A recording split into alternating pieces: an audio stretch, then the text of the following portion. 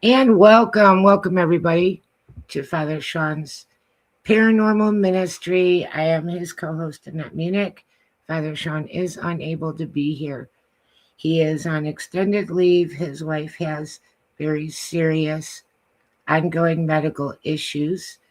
And we do have a GoFundMe for Sharon Whittington. The link will be in the chat, and the link will also be, it'll be in the comments underneath the show after it's over as well, because all of your donations and all of your prayers are really, really appreciated. You have no idea. It's just a really bad scenario, and he's very sorry he can't be here. On the GoFundMe, it's titled Join Sharon's Fight to Beat Cancer. And thank you to everybody that responds to that. You're so appreciated.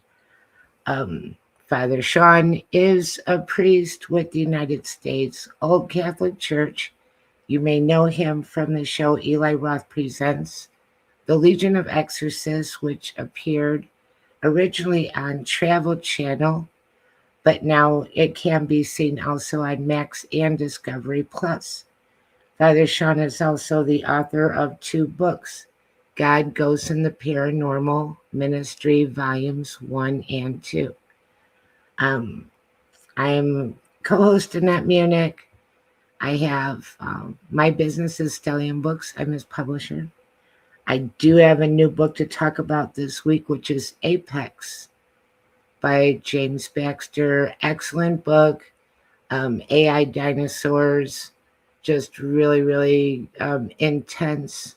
A real page turner. Anybody that enjoys that kind of a good read, I recommend you go and get a copy. It is available on Amazon in paperback and Kindle.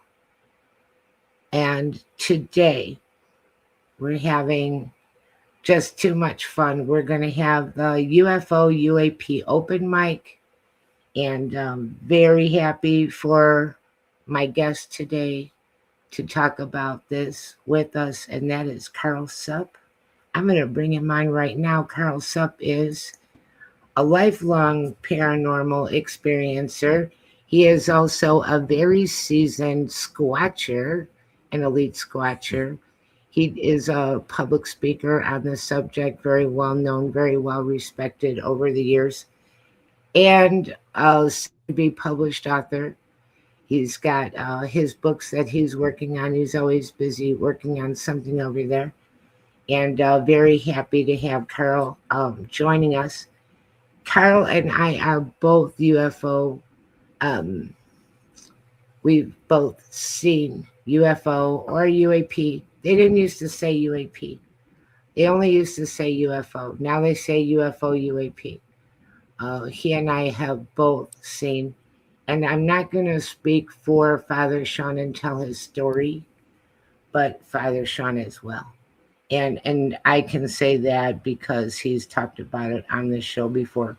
So that would be all 3 of us have seen UFO UAP. And we're going to talk about that today, and we're going to take your comments and questions. Might even take a poll or 2. And so as we welcome Karl, hello, Karl. Karl's one of my favorite people. We're going to give him a heart for being with us today. We're just happy to have him joining us. And I would like to start off with a poll. We've got Carrie here, Heidi, we've got Linda. Anybody here, have you seen, or do you think you have seen a UFO, UAP? And now I'm going to turn it to Karl. How are you doing? Thank you. I'm doing very well. Very well, thank you. Very happy to have you. Yep. You're always a man with an interesting story. We have him on a lot talking about Bigfoot, but he has all kinds of stories. And this started from the time that he was a young person, that he's been experienced. Oh, absolutely. Yes. So you're started with spirits and ghosts, and ended up migrating over to UFOs or UAPs after an experience I had, and then later on Bigfoot. So it's uh, it's been a journey. I'll put it that way. I would say, and I said this kind of a lot, and hi Kira, Kira's here too. I've said this a lot that back in the day, that's getting, you're getting old when you're always saying back in the day. That's me. Back in the day, in the paranormal community, you kind of had to pick. You couldn't say, oh, yeah, I experienced ghosts and everything, and then also say UFOs, or if you wanted to say Bigfoot, you had to kind of pick one, because if you claim to have experienced two or more, then you're just crazy for sure. When if it's just ghosts, you're maybe crazy. So Yeah. now what I found is that a lot of people that are experiencers of any kind tend to be experiencers of every kind, that they have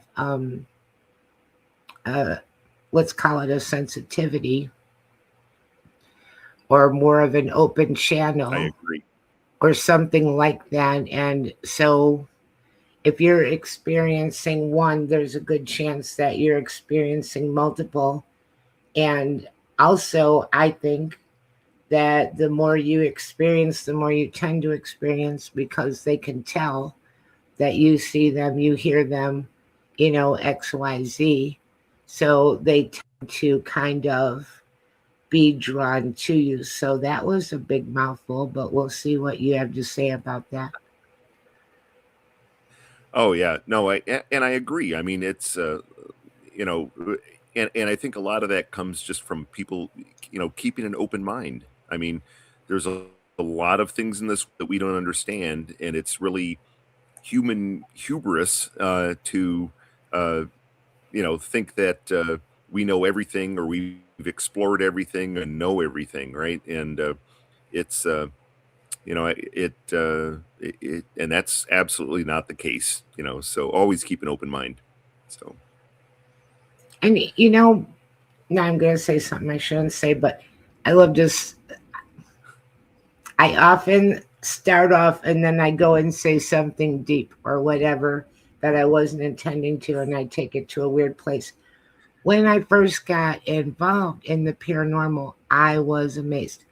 Why? Because people were kind of snotty. The UFO people didn't believe in the ghosts, or the ghosts didn't believe in the Bigfoot or whatever, and they were non-supportive of each other. And I'm thinking, the whole deal about this being the paranormal is we're talking about the realm of the unexplained. It's not a contest. right. Oh, And I didn't like right. that. Exactly. If anybody was kind of putting somebody else down, I really didn't like that, because, like you're saying, this is the realm of the unexplained. We don't really know. Just because, you think this or you think that doesn't make anybody a definitive expert on all that is. There's no such thing. Exactly. Yep. I mean, yeah, exactly. You can have experiences that someone else hasn't had. Someone could have far more experiences than you do, and just because they did, or in a different area or genre or topic, it doesn't mean that um, you're in any of those really. You're only seeing a slice of the pie, right? And you just have to take those. And I'm a science guy, so you have to take those data points and analyze that data, and in a lot of cases just hold that data back and reference it later, right? Because even though you haven't experienced it, that doesn't mean that that other person didn't have that experience as well. So Absolutely. We've got Heidi saying, I have had experiences that I thought was paranormal, but when reflecting back, it was ET or cosmic. I have seen UFO and beings. Okay, Wow. there's an experience. Now she's saying and beings. I've only seen what I would call a UFO. I've seen it 3 times, different ones. Mm. I'm not claiming to have seen aliens. I'm claiming to Yeah, see I have not. things in the sky that I don't know what it is. Well, if you want, I could dive into my first sighting, which was in June 30th, 1975, Yes, please. and it, you know, as a family, we actually went out on a little outing to a drive-in movie theater. For those far younger who have no drive-ins near you, that's where you go and park your car and watch the movie from inside your car. Too fun. Which is, Now you're doing back in the day, but you know what? That was just too fun. That was really great. yeah, it was always a fun time. But you know, we had pillows and blankets and so forth, and my sister and I camped out in the bed of the family station wagon to town. My parents were sitting in lawn chairs outside the outside of the car at the back, and and watched the movie, double feature. And it was I only remember one of the movies was Apple Dumpling Gang with Don Knotts. I don't know if you've ever seen that, but Yes. it's been a while. Uh, but yeah, when we returned home, it was late, so it was probably about 11:30 at night, and my dad wasn't in the greatest of health, so he had actually gone inside the house along with my mom, and she was kind of getting him. Uh, getting him ready for bed and stuff. And my sister just headed inside the house. So everything, unloading the car was on me, right? And I was 12. Actually, no, I was 11 and a half. So, and here I am out there. I pull lawn chairs out of the back and I take those inside the house, and I come back out to go get the pillows and the blankets, and I've got those just bundled in my arms, and and what what uh what surprised me or just confused me, it was, yeah, that's a better word, confused, was that the it was like the air was still. It was like almost like there was no air. Everything was incredibly quiet. I couldn't, like any And ambient you know what? sounds of road noise or anything nearby. It was, Everybody yeah. forgive me for interrupting him, but this is something that we talk about a lot, and we will go right back to his story. There is some kind of weird thing that can happen outdoors, and all of a sudden everything goes completely still. No more wind, no more crickets, no more nothing. And it has a weird feel to it. And there's people that say that that might be like a portal, a veil.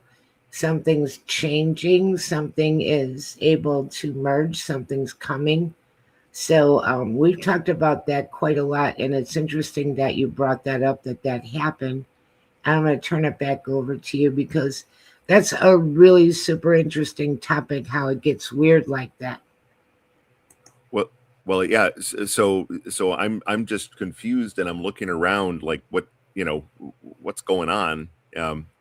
And of course I got these blankets and pillows right in my arm, and at the end of our driveway was a street light, and in the light pollution from the street light sky, I ended up looking up, and I mean, it couldn't have been more than 1,000 feet above. I think it was lower, but I'll say 1,000 feet above me was this triangular craft, and it was moving just not very fast, totally silent, no lights on it, just slowly drifting as it came over, and in the light from from the street light, just it was illuminating it a little bit. It I could actually see like a pattern. I want to say rectangular, overlapping rectangular and square patterns on the underside of it that wasn't, um, so it wasn't smooth or you know, it didn't look metallic, but it would just slowly drifted over, and and I stood there just watching it in this, what I want to say, a bubble of strangeness, right?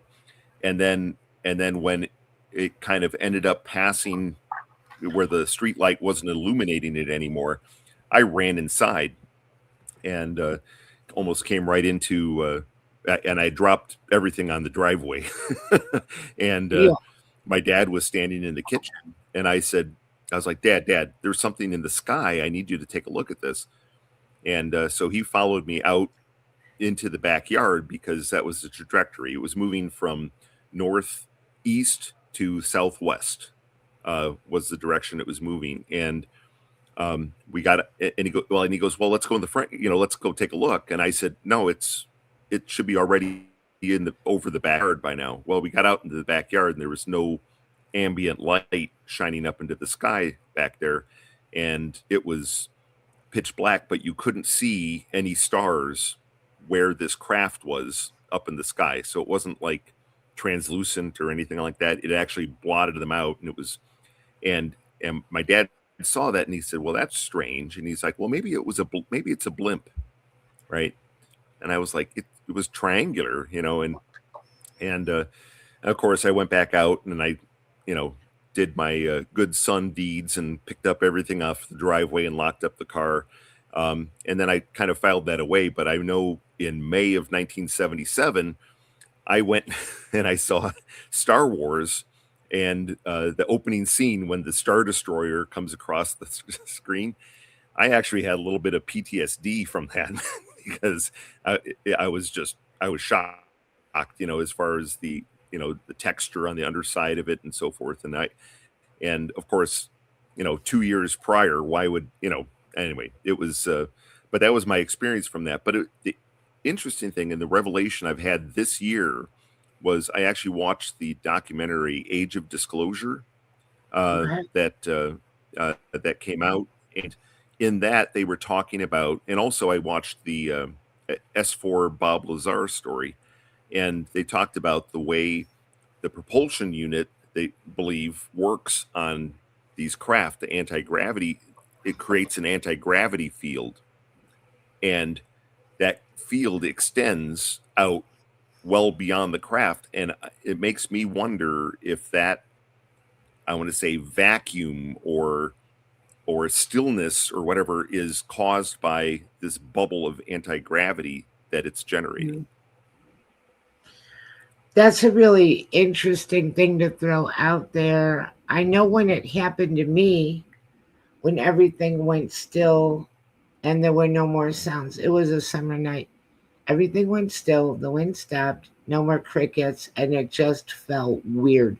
Like there was a weird energy to the air, but that was connected to ghost and not UFO. Now, there are Oh, people wow. that say, and we can't really say it's right or wrong, but there are people that say that all of this stuff is just interdimensional stuff that passes in and out of the quote unquote veil or portal or whatever you might want to call it. And maybe that's true because with the UFOs and stuff, um, it's hard to,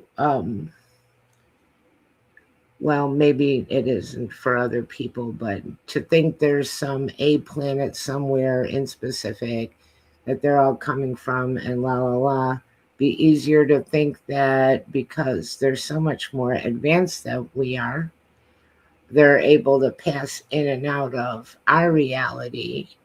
And just the same thing that we think about Bigfoot, that they're able to pass in Yeah. and out of our reality and other cryptids. And then in the spirit world, um, I think there's different scenarios. Some might be around all the time, some might be passing in and out. And also, there's stories where it seems like maybe the weird thing happens, and then the veil is thin, and then you see them and they see you. And that's possible too. I mean, like I said, I certainly didn't expect that. Right, I was just my chores, right, and it was like, Right, and then just that strange, but it wasn't for the strange feeling. I may have never looked up because I was trying to right, figure out what's going on here. This right. is super odd. But I've had people ask, like, do you think that you were, taken during that period? But the elapsed time from when I went into the house and got my dad after it, it was, and plus I don't, I was standing there just mesmerized by whatever this was up in the sky. And then the moment I couldn't see it anymore, I dropped everything and ran in the house, so, um, I was still holding everything in my arms. It wasn't like, stuff was just left down there, um, so I don't believe that happened only because, the time, uh, elapsed time was, not that great, right? So it was about maybe 5 minutes of looking at it. So, I've heard other stories too of people looking at the sky and realizing that they're actually looking at quite an enormous craft because, oh, huge.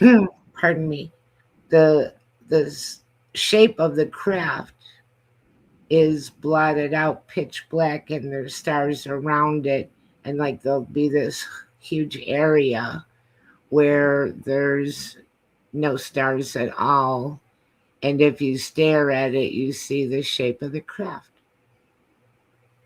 Yep. I would estimate this was probably 500 feet long at least. I mean, it was Whoa, it was very sizable. Yeah, there it you was go. very sizable. So, That's but I very could only interesting. see the part that was illuminated. Well, the story that But I have no, and that, is here.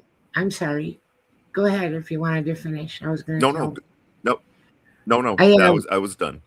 Okay. The story that I have, and mine was like so freaky.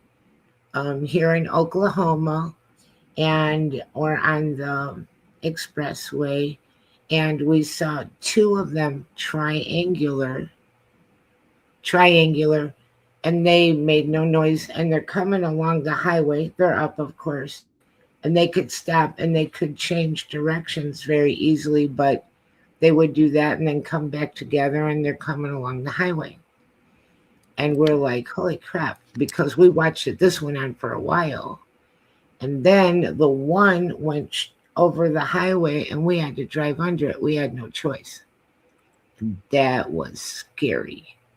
And we were looking up at the bottom of it, and it was flashing red lights, flashing white lights, flashing red lights, flashing white lights.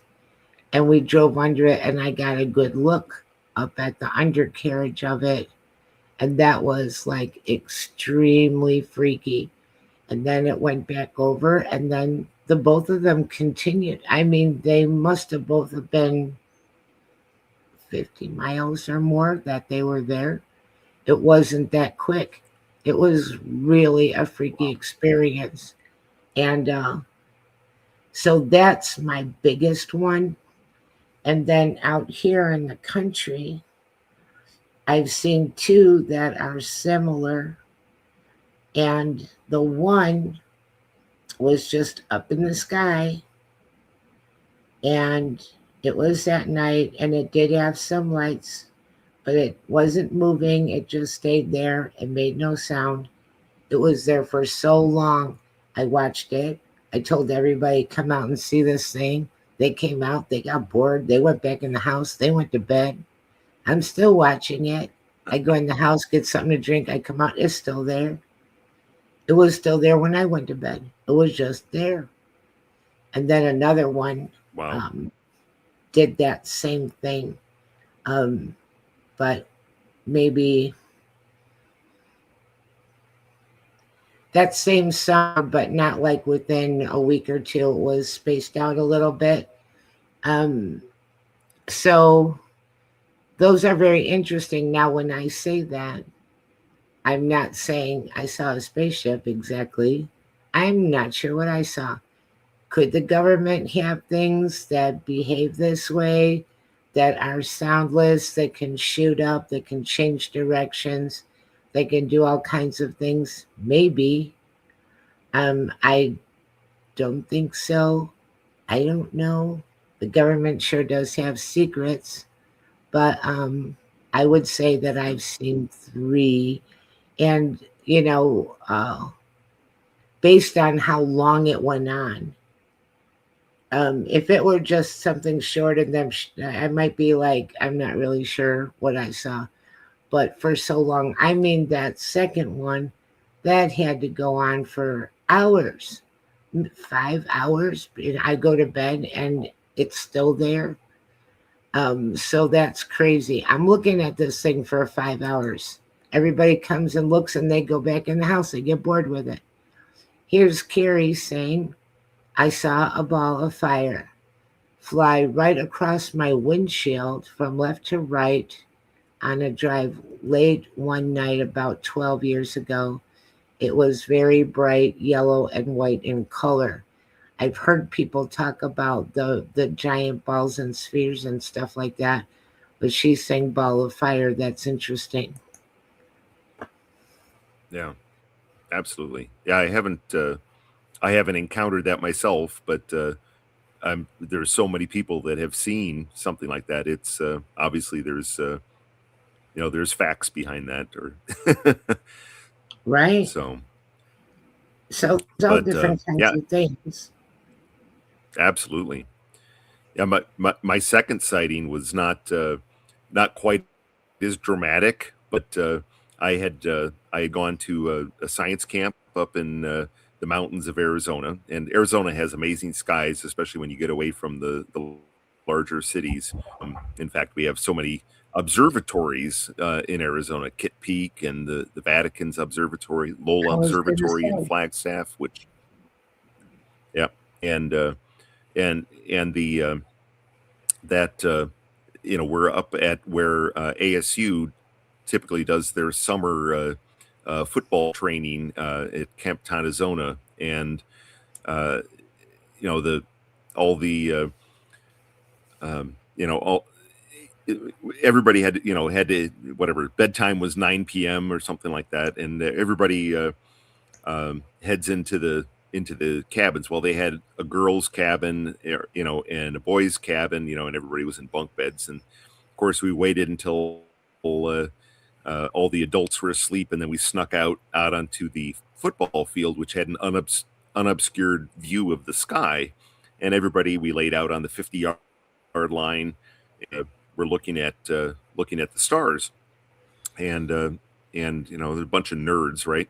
So we decided to uh, play the satellite game, which we could see who would spot the most satellites moving across the sky. So somebody would point one out, and then somebody else would have to validate. Oh, yeah, yep, that's one, or and so I don't know what the count was up to. Plus there was a few.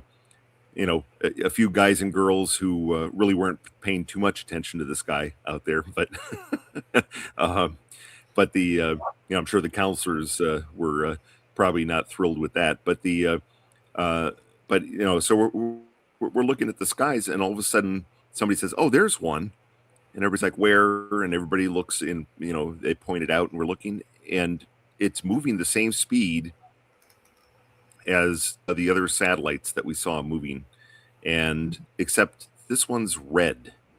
It, hmm, and it's at the same distance, it's about the same size, and it's moving across the sky at that same speed, but it's a red light. It's bright red, and everybody was, and we're like, why is it red? And then somebody says, oh, maybe it's a Russian satellite. Of course, this is the early '80s, so we're thinking, oh, it's so and somebody's like, no, it wouldn't be a Russian satellite, and And then, as everybody's looking at it, it stops, just absolutely stops dead, right in the sky, in the same spot, and long enough that we're having a discussion. Well, how is that possible? How could it, you know? And then somebody's like, well, maybe it's falling towards Earth. It's heading towards us, and that's why it doesn't look like it's changing. Or anyway, so we're having these discussions, and then with that, it had been moving like on a trajectory like this, and then it shot at about a 45-degree angle away from it at unbelievable speed. Hmm. But it was probably like 3 to 5 minutes just sitting in that one spot, and then it took off, just right over the horizon. It was great, and then everybody stopped. There was no talking, and everybody just silently got up, and we went back into the cabins. It's like, I don't know what we just saw, but Right. Yeah, that's a crazy story. But if you're that's perfect. You're laying there and you're looking. And in Arizona you can see yep, the stars very, very well.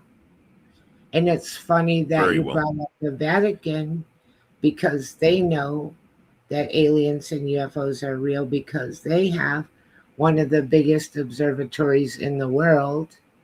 And they had a luncheon or a conference about it like 4 years ago with all of these different scientists, so they don't really deny it. Yeah, yeah, that's absolutely true. If that's something The I shouldn't say, I should stop and Yeah, I say was going to say, well, my opinions don't reflect the opinions of this station or Father Shawn or Karl Sup or anybody else. yep, I have to have a and that's disclaimer. okay. I think we know that, right? Right, Yeah, right. but no, I was going to also call out too that in Arizona in 1975, in during the same summer that I had that sighting down in Tempe, Arizona, with the large triangular craft. There was a very renowned encounter that occurred north of Payson, Arizona, near Snowflake, Arizona, and that was the fire in the sky incident with Travis Bolton and the logging crew as well. Oh, And that yeah. so and as a kid, I remember following that in the newspapers as well because it was just like, you know, and then of course everyone claiming otherwise. Later on, I'll say it was probably 1995 or so. I ended up meeting Travis Walton just by accident, and I ended up talking with him for 45 minutes about the his experience. And Wow. boy, I could not. There was no deception whatsoever. So, and I'm telling you, he was. It really happened to him. That's my belief. Wow, that's very cool. Um, and that story's pretty famous, but if you want to outline it a little bit, in case you think Oh, Travis sure. Yeah, Walton yeah. started Walmart. No. Yeah, so yeah, yeah, no, he is not attached to the Walmart dynasty. So, but no, Travis was working as a lumberjack along with a crew. I think his brother-in-law and a few others were in the vehicle, and as they were finishing up for the day, they were heading back out of the forest, and they saw a light ahead. They actually thought that it could be a fire, possibly. It was so bright, and when uh, and they pulled up, and then he kind of realized this is range. I don't know what this is, and he got out of the car, and his buddies were telling him, like, no, no, don't go near it, whatever. And he ended up walking over to it, and they saw him uh, get taken, uh, for lack of a better word. And with that, uh, the other three took off in the truck and headed into town and told their story. and of course, law enforcement thought that they were, they had done something to him, and this was an excuse, and et cetera, et cetera. And then it was several days later, Travis showed up in Heber, Arizona.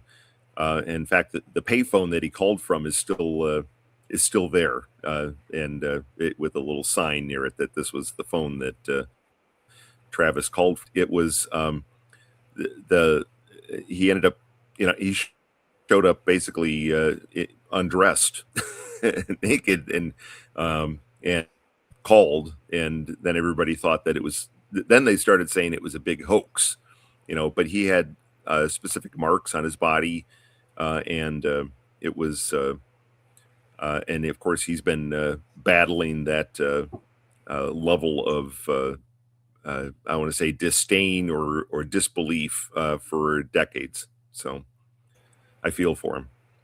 Interesting. I want to do a quick poll and ask the chat room. How many of you have taken the time to look over some of these files that were released last week? If anybody, basically what I was seeing is video and some transcription and audio from pilots and whatnot. It's your most basic stuff, but didn't think that it was ever going to come up. And Carl and I were saying before the show started, was a little bit weird. It's like, I wonder if something's on the horizon that made them feel like we have to finally say something. I agree. We're definitely in that kind of a world. I mean, I think that they think that a lot of people are going to freak out. I personally don't think that. I know that there are some people that really just don't believe in it, and that's okay, fine. But I don't think it's going to be a mass panic situation unless. This is the unless. I'm going to throw this on you. This is just opening the Okay. door. We're just opening the door this much. That's it. We're just opening the door. And then it's going to be progressive. And it's going to be the next batch. And then the batch after that. And then after that. And we're going to start to see the big picture. I don't know if you've seen or heard any of what Tim Burchett was saying from Tennessee. He's a senator or a congressman. I think he's a senator. But he was talking about the ocean ones and how big and fast they are. Very interesting. Huge UFOs in the ocean that move extremely fast. That he says we have nothing like it really to compare to it in size or speed. So when people say they see things come out of the water, and when Father Shawn comes back, I'm going to bring it up to ask him to tell his story again. But there's a lot of people that say that they see things come up out of the water. Yep. Well, and they talk about, or what they call USOs, right? Unknown submerged object, right? And those craft, if what Bob Lazar was saying, and like I said, what was discussed in Age of Disclosure documentary, if the craft are truly generating, which, like, I think that's what I experienced, some kind of a anti-gravity bubble, of course they could actually, the medium that they're flying through, whether it's the air or if it's water or so forth, that really wouldn't, it wouldn't impede, its speed, and so, where it's, unlike any of our submarines, right? That that have friction and drag on the water as well. So Right. Well, I think I have this guy's name right. His name is, I believe, Stephen Greer. And he had like movie / documentary where he was teaching people how to call UFOs. If I'm wrong, was the name Stephen Greer? Please correct me. How to mentally call UFOs, and they show up. And they have a bunch of people now that do this. They'll get together and get their lawn Well, chairs out, and they will mentally call for them to come, and they come. So it's kind of funny, So do you remember back in the '70s? Actually, there was even the musical group the Carpenters. I'm going to go on the Yeah, way back machine here, but they had a song. back in the They had a day. song called "Calling Call, Calling Occupants of Interstellar Craft." That was the name of the song, and I and didn't know about the that. whole point of that was that they wanted to get everyone's mind into a mindset in order to communicate with them, and that was so. If you, I'm sure you can find that online somewhere, but it's worth a listen because at the time I remember kind of going, like, oh, okay, yeah, whatever, but who knows, right? Do you Who think knows? that that's a good idea to Um, mentally try to it, call them in? you know, I'm not sure. I know that the funny thing is, in talking with Travis Walton, he actually believed that uh, when he went into the area of the light, it was like the propulsion system of the craft, and he may have gotten, let's say, radiation sickness, and that's why they took him on board and worked on him in order to fix the issue. Um, and this is what he's kind of recounting and thinking about, and um, of course, poor cows. I don't think that they're, you know, all these mutilated cattle that we find out in the middle of nowhere. That those are with precision incisions. That's also confusing as well. So, uh, and kind of unanswered questions of that. So, Susan's here, Susan but Ahern, and she'll be here for the last Friday of the month, like she usually does. She couldn't come at the yeah, last Susan's Friday fantastic. in April. So, hi, Susan. Um, that's interesting that you bring up the cattle mutilations because I don't know if anybody watches Skinwalker Ranch. I love Skinwalker Ranch. I'm a little bit behind on it, but Yep. I do love that show. And they experienced everything there, everything, but Yep. including cattle mutilations. And when they looked over the video at what happened with this mutilated cow, they saw something weird in the sky. And this happened, this is like season one, I think. This happened really fast. Like the cow seemed okay, and then the cow seemed weird, and then the cow is like dead and cut and just, Yep. I mean, it was a very fast process. But when they reviewed the video, they saw what looked like a UFO in the sky. And when that appeared, that's when the cow's behavior, all of them started to change. Yep. Absolutely. Yeah, that was a good episode. Oh, you But remember but that? I love the way they I oh absolutely, and I just love the way that they apply science to almost every aspect of that, Yeah. including even when they were working with sounds, when they had uh, Native Americans, with drums and the different, and they suddenly got this very cold spot, which you know they couldn't explain, right? How could this cold spot suddenly appear during specific sound patterns? And I thought that was very interesting as well. So That being whole an audio show guy, is very interesting. And we have Jim Segala on sometimes, and he was from season one. Hi, Michelle. Michelle's here. Michelle Wilfong. He was from season one of the scientists, and he talks about it. Um, He's an interesting person too because he was working at the ranch with the ranch before it changed hands into the new ownership. I'm trying to think of that man's name. I know it, I just can't think of it right away, but he was part of the research that was going on before it was purchased and before they started to do the show.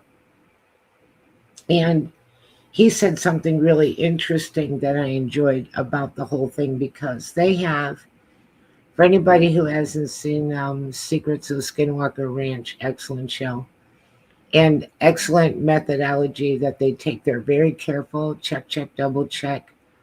It's not haphazard at all. They have UFO there, they have ghosts there.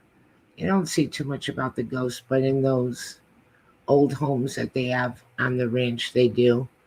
Um, and then they have like where they think they see werewolves there, cattle mutilations there, weird what they think are Indian cursives on the mesa, and the mesa lights up, and they have weird electromagnetic readings. They've had um, guys take EMF readings, and it's so high they're getting burned when it wasn't like that the day before.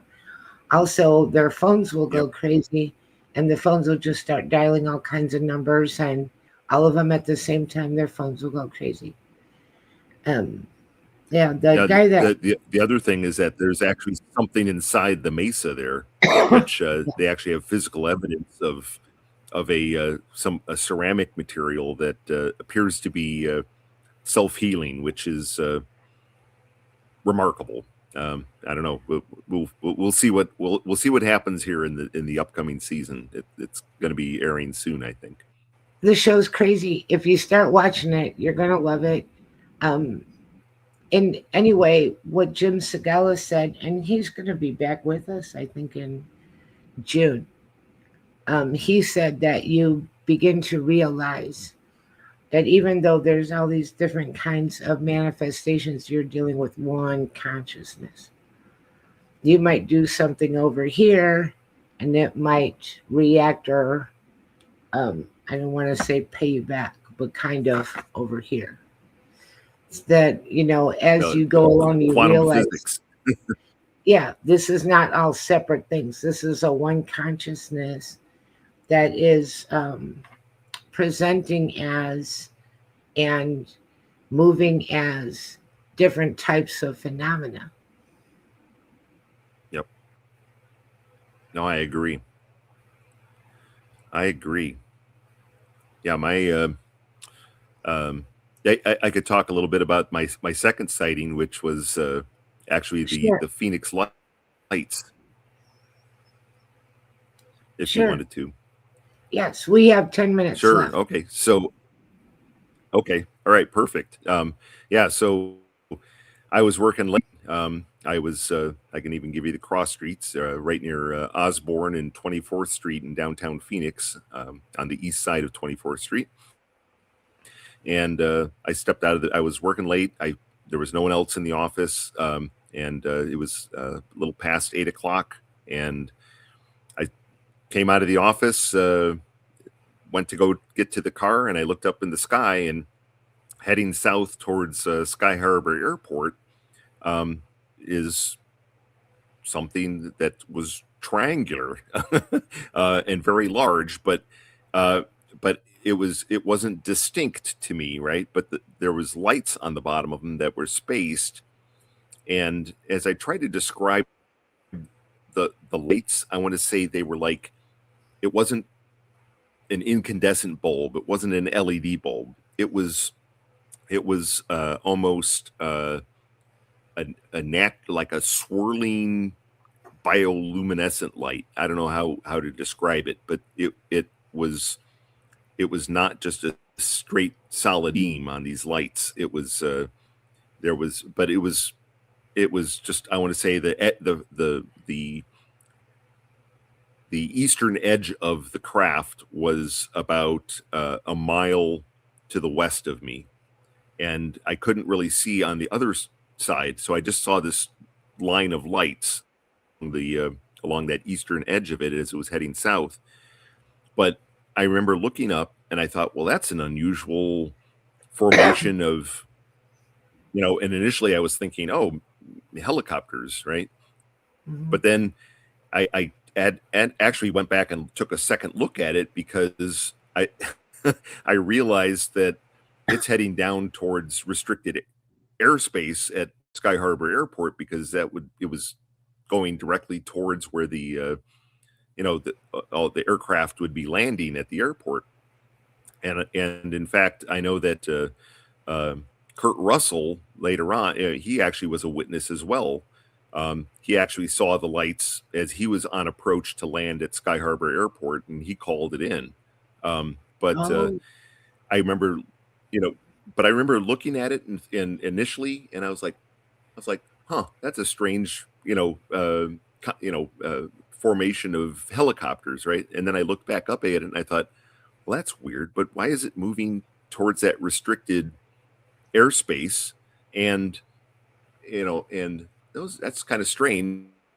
But of course, I already put in about a 14-hour day, and I kind of ended up shrugging my shoulders, and I got in the car and I drove home. Well, I wasn't probably even maybe 5 miles from home, and on the radio it starts coming on where there's reports of all these people that have seen this large craft that flew over Phoenix. I get home and it's all over the news by that time, and I get home and I tell my wife all about it. I'm like, you're I saw that. I was like, I saw that, and it was pretty much almost directly overhead, wow. just a mile, to the west of me,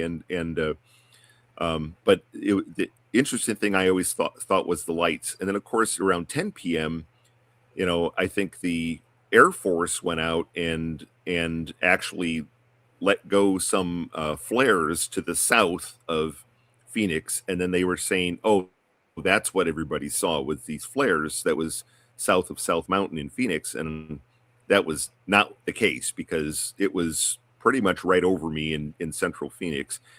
And I have friends that also were that lived near the end of the runway at Luke Air Force Base in the West Valley here, and they said that there was F-6 that were scrambled right about that same time. That just came blasting out of there, which was unusual for that time of night. So, That's so and then of course interesting. everyone started making fun of it, and yeah, Did yep. you say what So year that was? How long that ago was was 1997. 1997? Very March cool. 13th, 1997. Wow. And when you're saying triangular, did it remind you of the other triangular shaped? I couldn't, yeah, I couldn't see any details on it. It was kind of blotted out the sky, but it was much larger than than what I saw in 1975. So Interesting, that much was larger. yeah, Because I and would that, say that. Go that ahead. oh, no, I was going to say that the swirling light, like I said, almost like a bioluminescent or a organic bioluminescent swirl is what I described. Like I said, when I thought back on it, I'm like, that's not like no other light that I've seen, Yeah, before or since. So yeah. Susan saying, "What a great experience! Love that story." And it's a very cool story. And the triangular craft that I saw was not really that big. I mean, it was big, but not like what you're describing. Mine, I would say, yeah,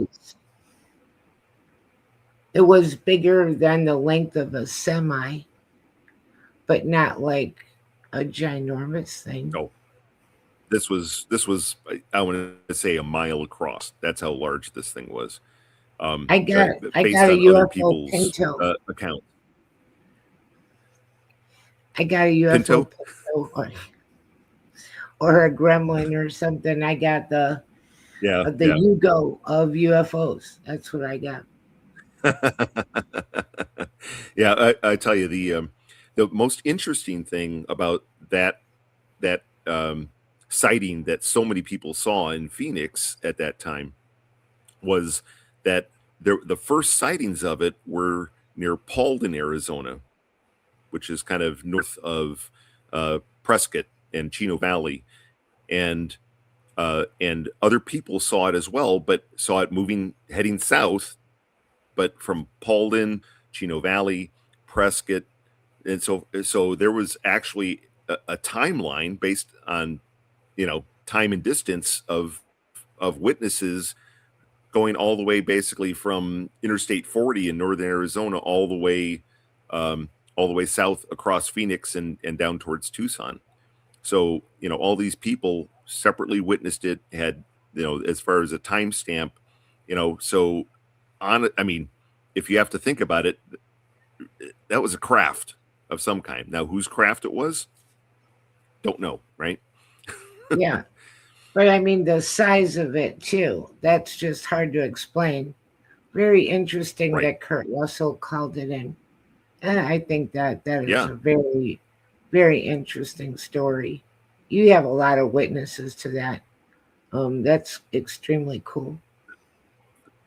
Yeah. I know we Thousands. only have 3 minutes left, and I want to say this because I was really enjoying this, and there's so much to talk about, and I do have a cancellation for next week. So if you would want to come back, we could do a part 2. I would love that. That would be fantastic.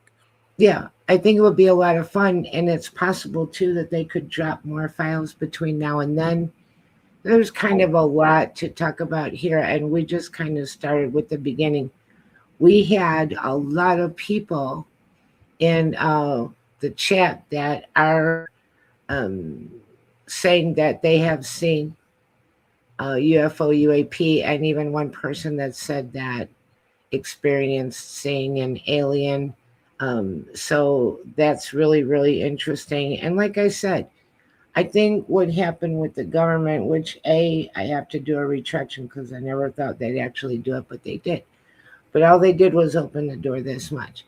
There is so much more, and I think it's going to come out in batches because that's what they like to do. And we're going to get little snippets, and the story's going to get bigger and bigger. And I would love to have you back next week and talk about it again. Absolutely. Let's do that. Let's do that. We'll have a part 2. UFO UAP open mic. And Golden Cougar Wolf is saying, I have an interesting photo I'd like you to see. If you are in our chat room, it says contact Annette, and there's an email address. If you can see that. So, and that's annette.munich@gmail.com. And we could show it, but only the people, basically in the chat and the people that watch it after would be able to see it. And our listeners on the ground won't be able to see it. But I would love to see it. You could send it to me, and the email address is there for contact for me. And we also have a contact for Father Shawn. I want to say thank you to everybody for coming. I wish you a wonderful night, a fabulous weekend. Many thanks to United Talk Radio, 107.7 FM, New Orleans 105.3, Gulf Coast. Also, Joe Montaldo, thank you. Michelle DeRoche, thank you. And I'd like to invite everyone to stay tuned for Carrie Lynn, Shellhorn, and Spirit Switchboard, which is coming up next. Have a beautiful week. Thank you, Carl. Thank you so much. Really appreciate it. We'll do it again You're next welcome. Friday. You're welcome. Thank you. Bye, everybody. All right. Thank you so much. Take care. We'll see you next week. Okay.